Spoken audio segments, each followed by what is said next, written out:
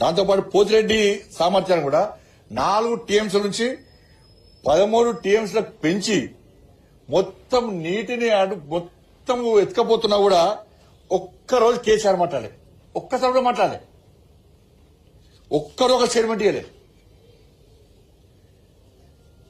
దాన్ని ఏం చేసిండు? కాంగ్రెస్ ఏం చేయలే, నేనే కడతా అని చెప్పి కూలేశ్వరం ప్రాజెక్ట్ కట్టాడు. దాన్ని వేసిండు 30,000 కోట్లతోని పూర్తయ్యే ప్రాణహిత చేవెళ్ల ప్రాజెక్టును మార్చి డిజైన్ మార్చి పేరు మార్చి 1,00,00,000 కోట్లను పెట్టి ఇవాళ 1,00,000 కోట్లు చంపాడు. కేవలం పైసలు చంపడానికి. దాంతో ఏమైనా ఫాయిదా అయిందా? ఆ కాళేశ్వరము కూలు స్టార్ట్ అయింది, ఉంటుందా పోతుందా గ్యారెంటీ లేని పరిస్థితి. అప్పుడు ఏమన్నా స్టార్టింగ్ లా అందరు ప్రశ్నిస్తుంటే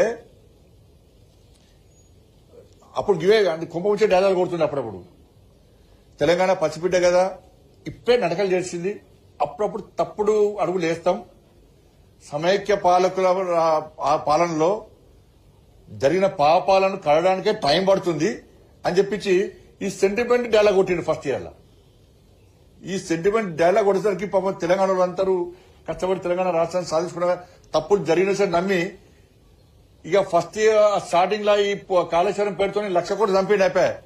ఇక దాని గురించి వాళ్ళు ప్రశ్నించడం లేరు. ఇక ఏమన్నారో ఆ ప్రశ్నిస్తే ఒక కాళేశ్వరాన్ని అడ్డుకుంటున్నారు, కాళేశ్వరం అభివృద్ధిని అడ్డుకుంటున్నారు, తెలంగాణ సస్యశాలం కావాలొద్దు.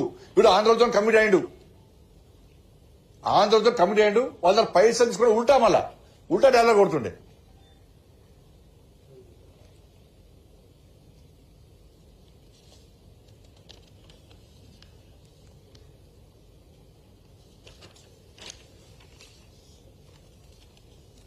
ఇక ఫస్ట్ ఏమో కాళేశ్వరం ఇదే పసిబిడ్డ తప్పటడుగులు, మళ్ళీ 3 టీఎంసీల సామర్థ్యాన్ని పెంచుతున్నా అని చెప్పి 1,00,000 కోట్లు అంచనాలు పెంచి ఆ 1,00,000 కోట్లు అలా చంపిండు.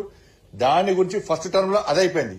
ఇప్పుడు సెకండ్ టర్మ్ లో 1,00,000 కోట్లు, సెకండ్ టర్మ్ లో మళ్ళా వేస్ట్ కాదు కదా సంపాదన, నేను కుటుంబం సంపాదించుకోవాలి. ఈ సెకండ్ టర్మ్ లో వేసిండు కళ్ళని కృష్ణా మీద పడ్డాయి. కృష్ణాలో 600 టీఎంసీలకు పైగా చెప్తే ఎంత మనకు 571 టీఎంసీ రావాలనుకుంటే 299 టీఎంసీలకు ఒప్పుకున్నాడు. అనుమతి లేని ఇంత ఉంచిపెట్టి డాక్యుమెంట్ అనుమతి లేని ప్రాంతంలో ప్రాజెక్టును కృష్ణా బేసిన్లో పాలమూరు రంగారెడ్డి ఎత్తిపోతల ప్రాజెక్టు నిర్మిస్తా, తెలంగాణను సస్యశ్యామలం చేస్తా అని చెప్పి ప్రతిపాదన తయారు చేసి 80,000 కోట్లతో ఈ ప్రాజెక్టు పూర్తి చేయొచ్చని ఫస్ట్ అన్నాడు. పాలమూరు రంగారెడ్డిని 80,000 కోట్లతో పూర్తి చేయొచ్చని చెప్పి ఆ రోజు చెప్పిండు. దానికి 27,000 కోట్ల రూపాయలు ఖర్చు చేసిండు. 80,000 కోట్ల రూపాయలు అంచనా వేసిండు, 27,000 కోట్ల రూపాయలను ఆల్రెడీ ఖర్చు చేసిండు. ఒక్క చుక్క నీళ్ళు రాలే. 27,000 కోట్ల రూపాయలు ఖర్చు పెట్టినా ఒక్క చుక్క నీళ్ళు రాలే. ఎందుకంటే ఆయన ప్రతిపాదనలో రిజర్వాయర్లు లిఫ్ట్ పాయింట్ తప్ప భూసేకరణ గాని కాలువలు గాని డిస్ట్రిబ్యూటర్లు గాని ఎక్కలేవైన ప్రతిపాదనలు కేవలము రిజర్వాయర్లు లిఫ్ట్ పాయింట్ తప్ప ఏం భూసేకరణ గాని కాలువలు గాని డిస్ట్రిబ్యూటర్లు ఏం లేవు కదా. ఒక చుక్క నీరెట్ వస్తుంది. కానీ 27,000 కోట్ల రూపాయలు మాత్రం ఖర్చు పెట్టింది. మళ్ళీ ఏమన్నాడు? ఇవన్నీ పెట్టి నువ్వు ప్రతిపాదన చేసేటప్పుడు నువ్వు పాలమూరు రంగారెడ్డి కడతావు, పాలమూరు రంగారెడ్డి ద్వారా నువ్వు నీళ్లు అందించాలి, మాకు నీళ్లు అందించడానికే నువ్వు ప్రతిపాదన తయారు చేసినావు. తయారు చేసేటప్పుడు తెలివి ఉండాలి నీకు, ఎట్లా నీళ్లు మనం అందించాలని చెప్పని. కానీ 80,000 కోట్లు అంటివి ప్రతిపాదన తయారు చేస్తే దేనికోసం 80,000 కోట్లు అన్నావు? పాలమూరు రంగారెడ్డి ప్రాజెక్టు నిర్మించి నీళ్లు తరలిస్తా అన్నావు. దీనికే మళ్ళీ ఏమన్నాడంటే ఈ 80,000 కోట్ల రూపాయలు 27,000 కోట్లు ఖర్చు పెట్టి మళ్ళీ ఏమనంటే లేదు భూసేకరణకు ఈ కాలువలు నిర్మించడానికి డిస్ట్రిబ్యూటర్లకు వీటికి వెళ్తే మళ్ళీ 1,00,000 కోట్లు ఖర్చు అవుతుందని చెప్పి మళ్ళీ కొత్త ప్రతిపాదన తయారు చేసిండు. 80,000 కోట్లు ఫస్ట్ అన్నాడు, నీళ్ళు అందిస్తాడు. మళ్ళా దాన్ని మార్చి మళ్ళా 50,000 కోట్ల రూపాయలు అదనంగా పెంచి తప్పులు లెక్కలు చూపట్టి మళ్ళా 1,00,000 కోట్లు అని చెప్పాడు. ఏదో ఫస్ట్ బాహుబలి 1 సినిమా హిట్ అయిందని చెప్పి బాహుబలి 2 చూపట్టవేయండు, అట్టని ఫ్లాప్ అయిపోయింది అది. ఇంకో సినిమా ఉంది కదా తమిళ ఉంది కానీ పొన్నియిన్ సెల్వం 1 హిట్ అయింది, సెకండ్ అది ఫ్లాప్ అయింది. భారతీయుడు 1 హిట్ అయింది, సెకండ్ అది ఫ్లాప్ అయింది. ఈయన ఏమనుకున్నాడు, అన్ని హిట్ అయితే అనుకున్నాడు, అడ్డం తిరిగి బోల్ ఒకలా పడ్డాడు. ఎందుకంటే దీనికి సినిమాలకు సెన్సార్ బోర్డు ఉన్నట్టే ఈ రెండు రాష్ట్రాల మధ్యలో ఏ రాష్ట్రాల మధ్యలైనా ఈ జల వివాదం జరిగినప్పుడు సమన్వయం చేయాలి, ఇరు రాష్ట్రాలకు న్యాయం చేయాలని చెప్పి ఆలోచనతో కేంద్ర ప్రభుత్వమే ఎప్పటికప్పుడు సెన్సార్ బోర్డు లెక్కనే అపెక్స్ కౌన్సిల్ సమావేశం కానీ ఈ బోర్డ్స్ కానీ ఏర్పాటు చేస్తూ ఉంటారు. కాబట్టి అప్పుడు దీని మొన్న ట్రిబ్యునల్ ఏర్పాటు చేసిన ట్రిబ్యునల్ ద్వారా కూడా ఉమ్మడి ఏపీలో అప్పుడు వాటా ఎంత ఉందంటే 1,005 టీఎంసీలు ఉండే.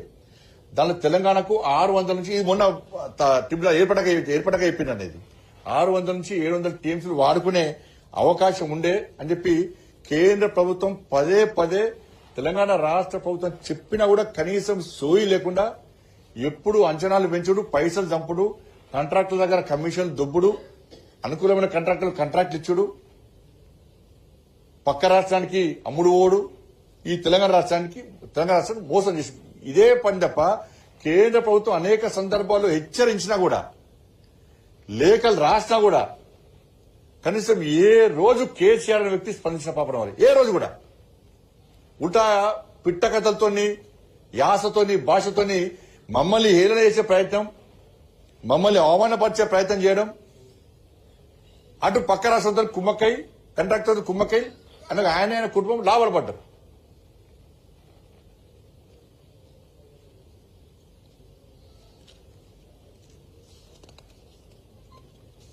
ఈ 299 టీఎంసీలకు సంబంధించి ఫస్ట్ అపెక్స్ కౌన్సిల్ మీటింగ్ లో ఈ విషయం ప్రస్తావనకు వచ్చింది.